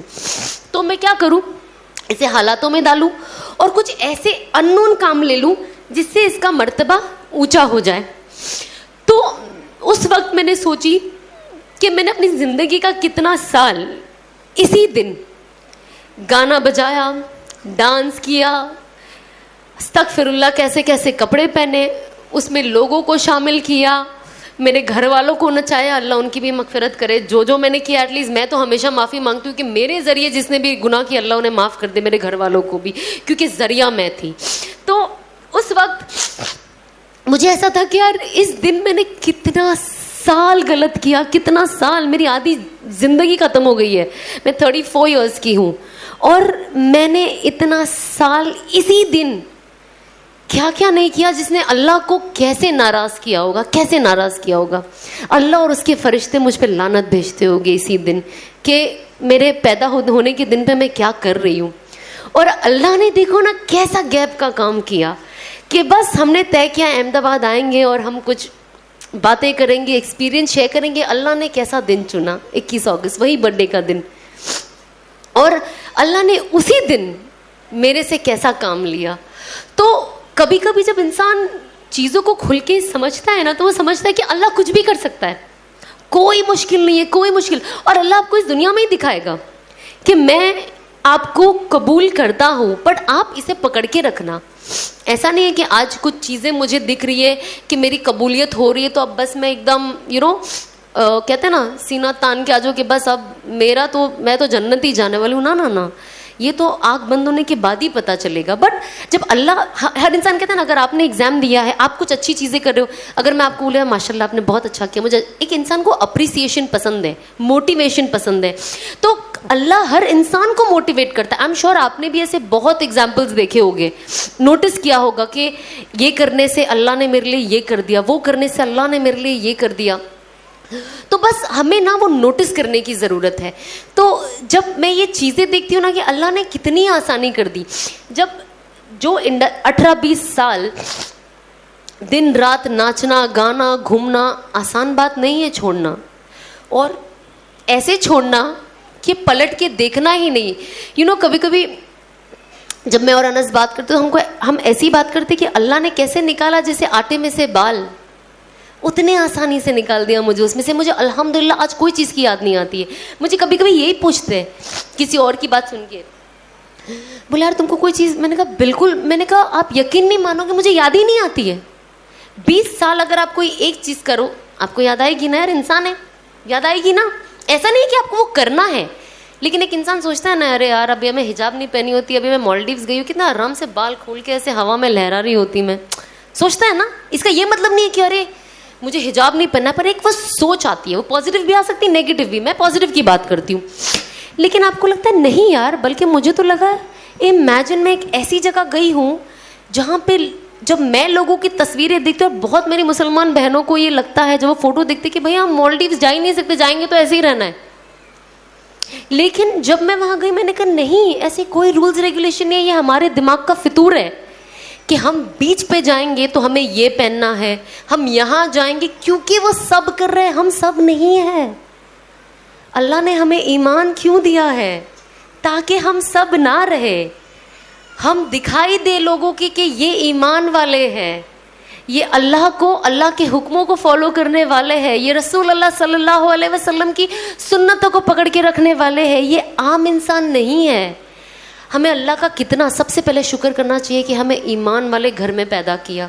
आप सोचिए अगर हम ईमान वाले घर में नहीं होते तो हमारा क्या बनता। एक अलग जगह रहना और अल्लाह के बारे में जानना और सारे नबियों के बारे में जानना, रसूल अल्लाह सल्लल्लाहु अलैहि वसल्लम के बारे में जानना मुश्किल है ना। वो कनेक्शन होना अचानक से मुश्किल हो जाता है ना। बचपन से जो चीज़ चलती तो आपके दिल में एक लगी रहती है कि हाँ मेरा एक कनेक्शन है, तो ये बहुत मुश्किल चीज़ होती है। तो मैं हमेशा ये कहती हूँ कि हमें सबसे पहले अल्लाह का, अगर हम 2 रकात शुक्राना पढ़ते तो हम अल्लाह का पहले शुक्र करें कि अल्लाह आपने हमें एक ईमान वाले घर में पैदा हुआ। बहुत जगह पे जब पहले मेरी बात होती थी तो लोग पूछते हैं ना कि मुस्लिम्स ऐसे क्यों करते हैं, डिफरेंस एक बात के लिए, झगड़े के लिए नहीं, ऑफ कोर्स एक बात के लिए। तो मुझे ना एक मेरे दोस्त ने जो गैर ईमान वाला था, उसने मुझे कहा कि सना तुम ना इस्लाम के बारे में ऐसा इसके लिए बात करती हो बिकॉज तुम मुस्लिम हो, तो तुम्हारी फीलिंग्स अलग है।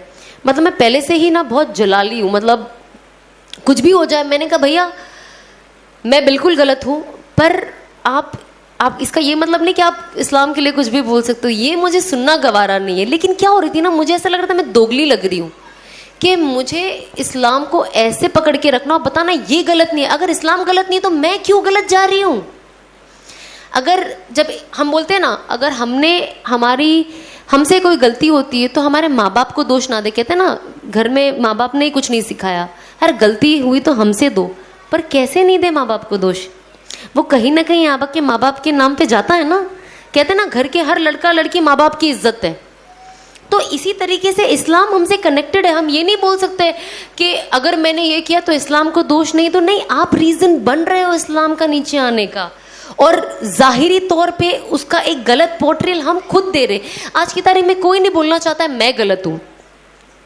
हर इंसान कहना चाहता है नहीं मैं सही हूँ, ये सही है, या मेरे से गलती हो रही है, लोगों से हो रही, मुझसे कुछ नहीं हो रही। भाई मैं तो बहुत एकदम नेक हूँ, एकदम स्ट्रेट हूँ। तो ये हमें सबसे पहले एक्सेप्ट करना है कि हम गलत है। तौबा का सबसे पहला मयार क्या है? किसी भी चीज़ की तौबा का पहला ये मयार है कि हम एक्सेप्ट करें कि हम गलती कर रहे हैं। दूसरा, हम रोकें कि हम ये गलती अब आगे ना करें, और कोशिश करें कि इस चीज़ को हमारी ज़िंदगी से हमेशा के लिए निकाल लें, और मरते दम तक का उसके ऊपर इस्तग़फ़ार करें। ऐसा नहीं है कि अच्छा हमने तौबा कर ली, अब हमने ज़िंदगी बदल ली। अल्लाह बेशक माफ़ करने वाला। अल्लाह कहता है ना जब आपने तौबा कर ली तो आप ऐसे जैसे आप न्यू बॉर्न बेबी हो, जैसे आप अभी पैदा हुए हो। लेकिन मैं अपने तरफ से ये कहूँगी, तो भी आप मरते दम तक उस चीज़ पे इस्तग़फ़ार करते रहिए कि अल्लाह मैंने ऐसा किया, मैं इसके ऊपर शर्मिंदा हूँ। मैं आज भी अल्लाह को कहती हूँ कि अल्लाह आपने मेरी बेशक तौबा कबूल की। जो मैं पढ़ती हूँ मैं यकीन रखती हूँ ना कि अल्लाह बेशक जो कहा है अल्लाह वो तो करेगा ही, तो अल्लाह मुझे माफ़ करेगा ही। लेकिन तो भी मुझे अल्लाह से मांगना है कि अल्लाह मुझे जो भी मैंने गुनाह किया है मुझे माफ़ कर दे। आज जब मैं बाहर लोगों को देखती हूँ कुछ दूसरी हालत में, जहाँ से शायद मैं आई हूँ, शायद कि ऑफकोर्स वहाँ से आई हूँ, उस मेरा हुलिया भी वैसा था, तो मैं जब भी देखती हूँ सबसे पहले दुआ करती हूँ कि अल्लाह अल्लाह तेरा लाख लाख शुक्र है कि तूने मुझे हिदायत दे दी, मुझे बदल दिया। अल्लाह इसे भी हिदायत दे दे जिसे मैं देख रही हूँ।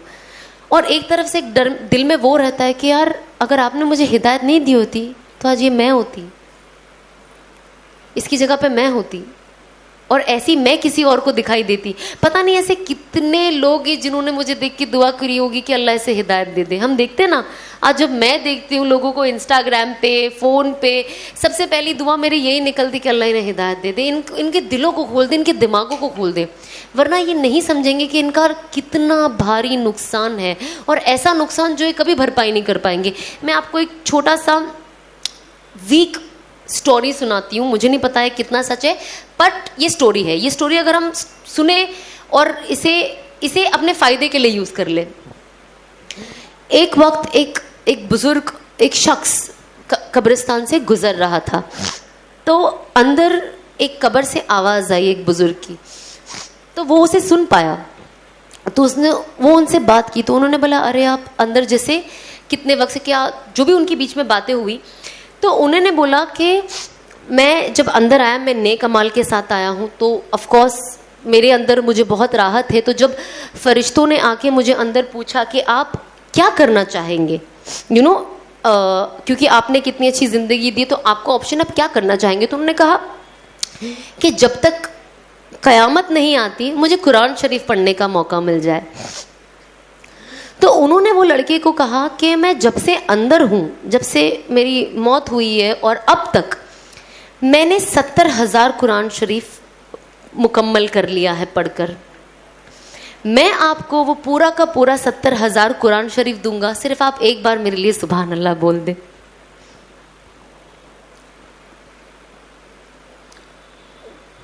इसका मॉरल ऑफ द स्टोरी ये है कि एक जिंदा इंसान का एक सुभान अल्लाह,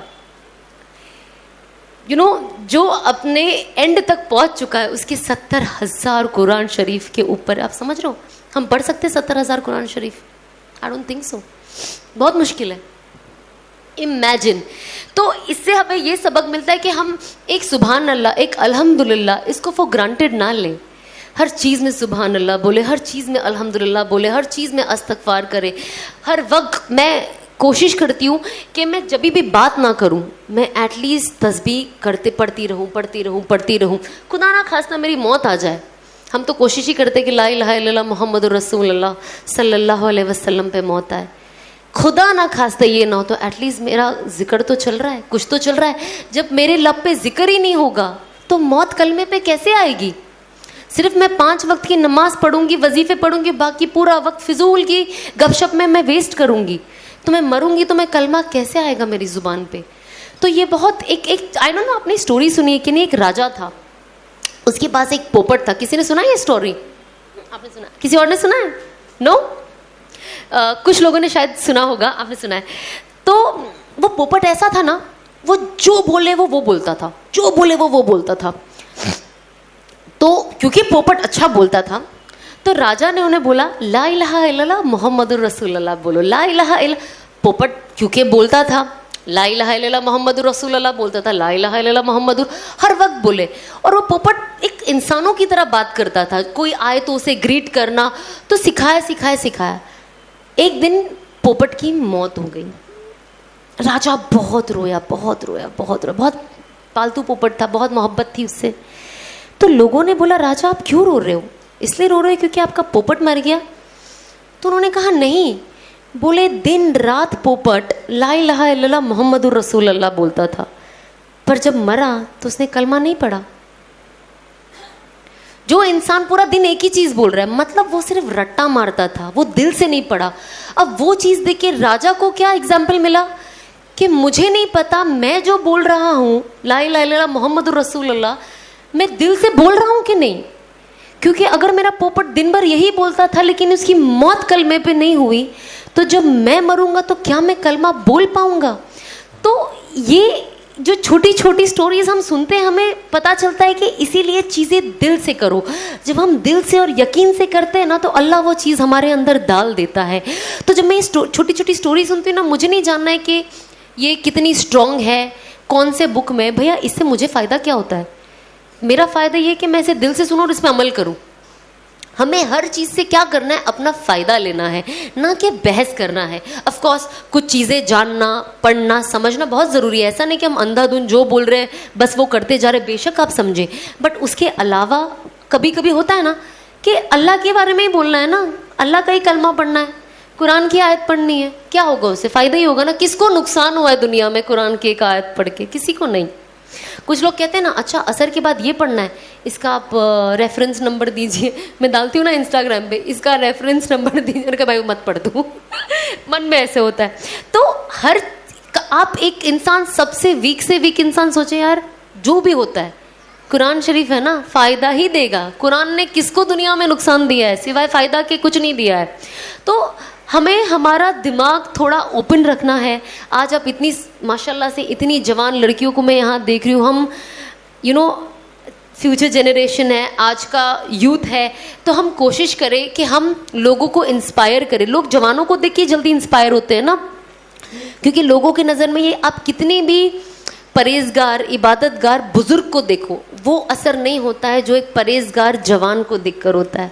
क्योंकि कहते हैं ना, जवानी में ही तो नफ्स होता है ना, हर वो बुरी चीज़ करने के लिए शैतान आपके अंदर डालता रहता है जिससे अल्लाह नाराज़ होते हैं। चाहे बेपर्दगी हो, चाहे हस्बैंड एंड वाइफ में लड़ाई कराना, कभी कभी ऑफ कोर्स देखो डेफिनेटली सबके रिलेशन अच्छे होते हैं, पर छोटी मोटी नोक झोंक सबकी लाइफ में होती है। कोई परफेक्ट नहीं है, कोई परफेक्ट नहीं है। हर किसी की अगर आपको ऐसा लगता है कि किसी की ज़िंदगी में कुछ भी नहीं हो रहा माशाल्लाह से लोग, ये ख्याली पुलाव है, ये बिल्कुल भी नहीं होता है। हर किसी की लाइफ में आपको मैं भी बहुत क्यूट प्यारी लगूंगी, मेरे भी डिफरेंसेस है होते, पर अच्छा इंसान क्या है, इमिजिएटली सॉल्व कर दे। हाँ, थोड़ा 5-10 मिनट बात हुई, बाद में अरे यार प्लीज़ मुझे माफ़ कर दो, गले लगा ले, हदिया दे दे, मोहब्बत की नज़र से देख ले, बातें कर ले, माफ़ी मांग ले। आई थिंक वही एक अंदर होना चाहिए, क्योंकि शैतान तो चाहेगा ना। मैं नहीं चाहती हूँ शाम को ये इबलीस का बच्चा जाके वहाँ बैठे, छोटा शैतान इबलीस की महफिल में, और मज़े ले के मैंने मियाँ बीवी में झगड़ा लगा दिया। वही होता ना, शाम को ना ऐसी ही महफिल जमती है। आई एम श्योर आप सबने सुना होगा, जिनको नहीं पता उनके लिए, कि शाम को ना इबलीस ऐसी महफिल लगा के बैठता है। ऐसे छोटे छोटे सब शैतान, छोटे बड़े सब बैठे होते हैं। तो कहता है अच्छा तुमने क्या किया? मैंने ना आज इस बंदे को चोरी करवाया। अच्छा ओके व्हाटएवर।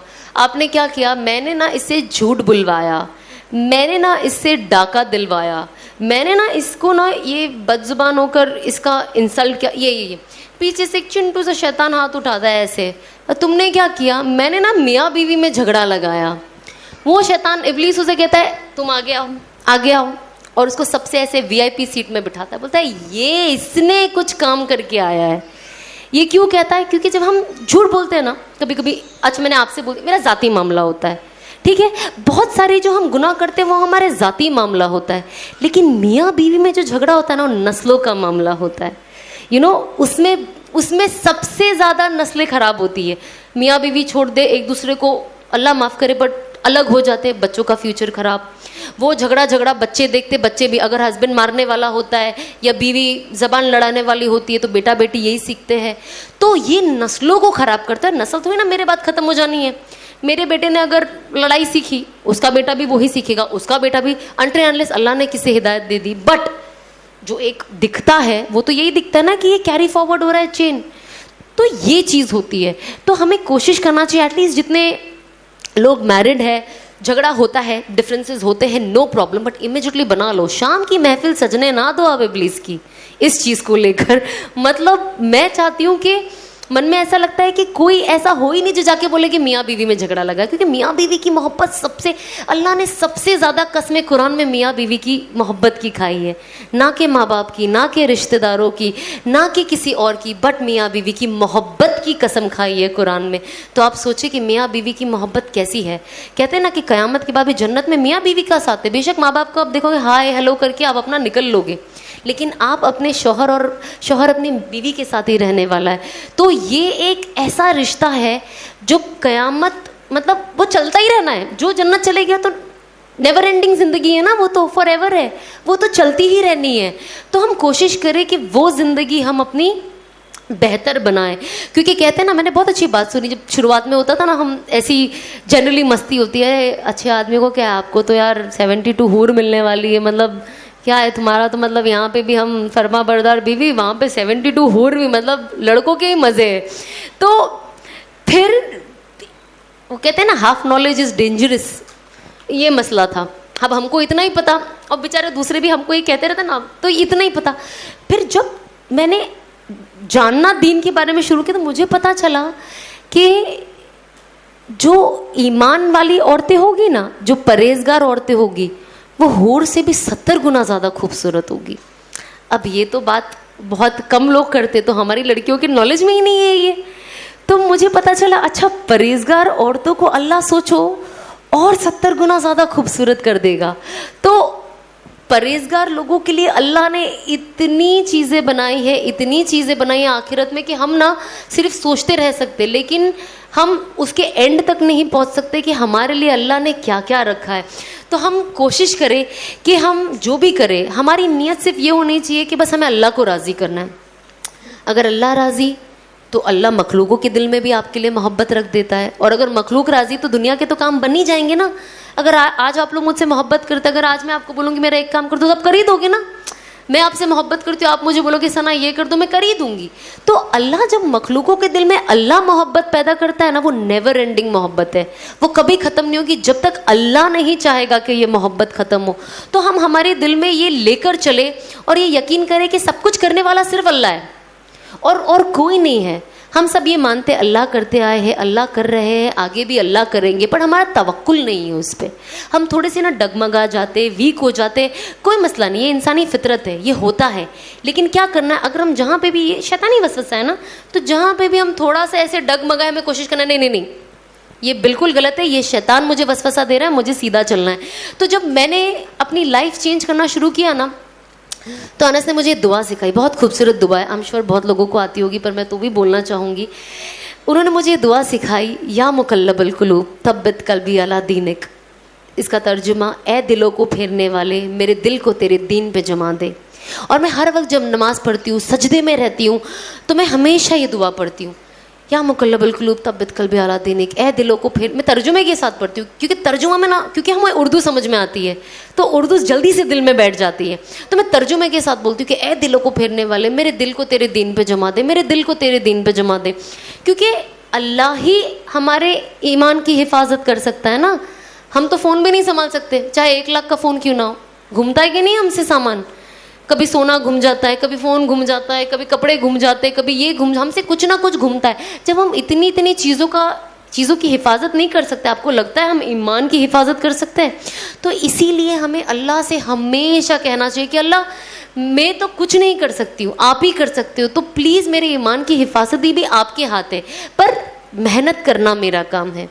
तो हम कोशिश करें कि जो असबाबी इख्तियार अल्लाह ने दिया है ना, वो हम करें, बाकी गैबी तो अल्लाह कर ही रहा है, बस हमें यकीन होना ज़रूरी। तो हम ये सोचें। और एक मैं छोटी सी टिप आपको दूंगी, जो मैं करती हूँ, क्योंकि मुझे ऐसा लगता है शैतान कभी भी कहीं से भी आ सकता है। जब ऑफकोर्स जब मैं यहाँ पे भी आई तो आयतुल कुर्सी पढ़ ली कि भैया होता ना, कभी आपको भुला दे कुछ बात करने के लिए, अभी आपके दिमाग में कुछ आ नहीं रहा है, आपसे कुछ गलत निकल जाए, तो आप ये बस ये कोशिश करें, एवरी डे हम सबसे कुछ ना कुछ ऊंच नीच होती है, ठीक है, जो गलत होता है और जो कहीं ना कहीं अल्लाह को नाराज़ करता है। अब कभी कभी हमको पता नहीं होता है कि क्या है, कभी कभी पता होता है। तो अल्लाह से सिर्फ आप कोशिश करें, इशा के बाद जब भी मैं हमेशा दिन के आखिर में कोशिश करती हूँ कि मैं करूँ, आप कोशिश करें कि बस आप 2 रकात नफिल पढ़े और नियत करें कि अल्लाह 2 रकात नफिल नमाज अदा करती हूँ, मुझे मेरे नफ्स से और शैतान के वसवसे से बचा। क्योंकि हमें सिर्फ शैतान के वसवसे से नहीं, अपने नफ्स के वसवसे से भी बचना है। कभी कभी शैतान अपना काम करके अपने अंदर इतना घुल जाता है कि अब वो है भी नहीं, पर हमारा नफ्स उससे भी बड़ा शैतान बन चुका है। तो हमें अब अपने नफ्स पे भी काबू करना है। तो हम कोशिश करें कि 2 रकात नफिल इस नीयत से पढ़े कि अल्लाह हमें इन सारी चीज़ों से हिफाजत हमारी हिफाजत करे। जैसे हम कहते हैं ना कि अगर काला जादू से और लोगों की नज़र से और इन सबसे बचना है तो सूरा फलक पढ़े, सूरा नास पढ़े, सूरा मंजिल, हर चीज़ के लिए कुछ ना कुछ पढ़ाई है ना। तो हम कोशिश करें कि एटलीस्ट ये एक्स्ट्रा 2 रकात ना आप अपनी नफ्स के लिए और शैतान के लिए एकदम फिक्स कर दे कि ये तो पढ़ना है जिससे मैं इससे दूर रहूं। और बस आप कोशिश करें कि हर वक्त आप नमाज जितना वक्त पे पढ़े। क्योंकि कहते हैं ना कि जब इंसान जोहर आप असर के बाद भी पढ़ लो तो अल्लाह उसका क्या कहते हैं फ़ायदा दे ही देता है, पर उसकी बरकत है ना वो नहीं मिलती है ना, सवाब मिल जाता है, बरकतें नहीं मिलती है। तो हम कोशिश करें कि जो चीज़ जो वक्त पे की गई है ना वो टाइम पे करें, ताकि हमें सवाब भी मिले और उससे जो फ़ायदा है हमको वो भी मिले। तो हम कोशिश करें कि नमाज के पाबंद बने। आपकी ज़िंदगी नमाज ही बदल सकती है, ट्रस्ट में, और कुछ नहीं बदल सकता है।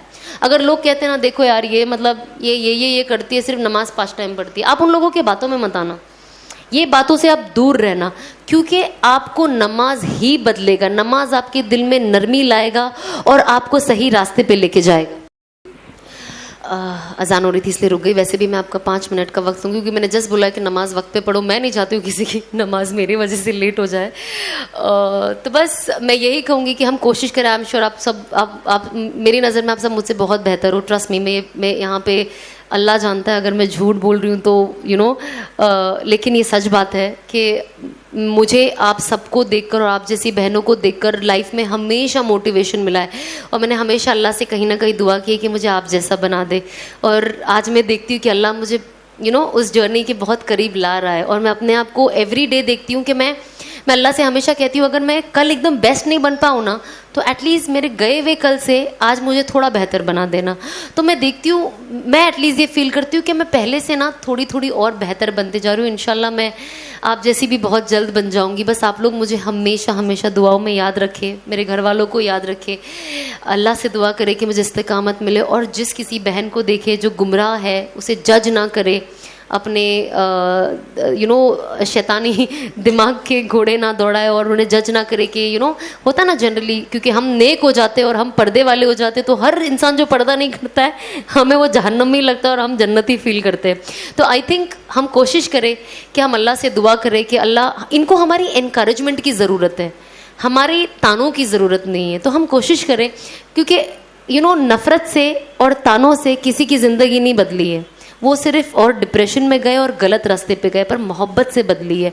तो हम कोशिश करें जो इस्लाम का सही तरीका है दावत का वो दे, मोहब्बत से दे। ज़रूरी नहीं है मैं किसी को बोलूँगी आज तुम हिजाब ले लो, वो कल ले ले, वो वक्त लगाएगा अपना, कोई मसला नहीं है। हमारा काम है दावत का, हमारा काम है बोलना, हिदायत देना अल्लाह के हाथ में। बट आप कोशिश करें कि आप उसे बेहतरीन तरीके से पेश करें और अपने बहनों को आसपास दीन की बातें करें। घर में कोशिश करें, कुछ नहीं तो एटलीस्ट आधा घंटा 20 मिनट की तालीम करें। और अगर आपको लगता है तालीम थोड़ी मुश्किल है, अब आप अपने भाभी, देवरानी, ननन, जो भी आपके आसपास हो, बच्चे, चाहे छोटे बेटे, बड़े बेटे, जो भी हो, आप कोशिश करें जब मौका मिले ना कोई अच्छी बात उन्हें बता दे, क्योंकि जब वो सुनते रहेंगे, घर का माहौल जो होगा उनकी आदत फिर जाके वैसी ही होगी। तो आप बस अपना काम करो और अल्लाह से दुआ करें कि मैं जो भी कह रही हूँ ना, अल्लाह इन्हें इनके दिल में उतार दे, क्योंकि इससे इनका ही फ़ायदा है। ऑफ कोर्स अगर ये लोग ने वो सुन लिया तो शायद मेरा भी मगफिरत का वो एक हिस्सा लग जाएगा, लेकिन जाहिर सी बात है कि हम लोगों के लिए भी सोचें। हमें हमेशा सोचना चाहिए कि हम लोगों के लिए खैर बने, लोग हमारे लिए खैर बने, हम लोगों की अमानत में खयानत ना करें, लोगों की इज्जत करें, जो बेसिक स्टेप्स ऑफ इस्लाम है, basic steps of good Muslims है, हम कोशिश करें। क्योंकि कहते हैं ना जहन्नम में सबसे ज़्यादा जो तादाद होगी ना वो होगी जिनका बात करने का तरीका अच्छा नहीं है। ज़्यादा से ज़्यादा लोग सिर्फ अपनी ज़बान के वजह से जहन्नम में जाने वाले, ना कि कोई और कबीरा सगीरा गुनाह के लिए।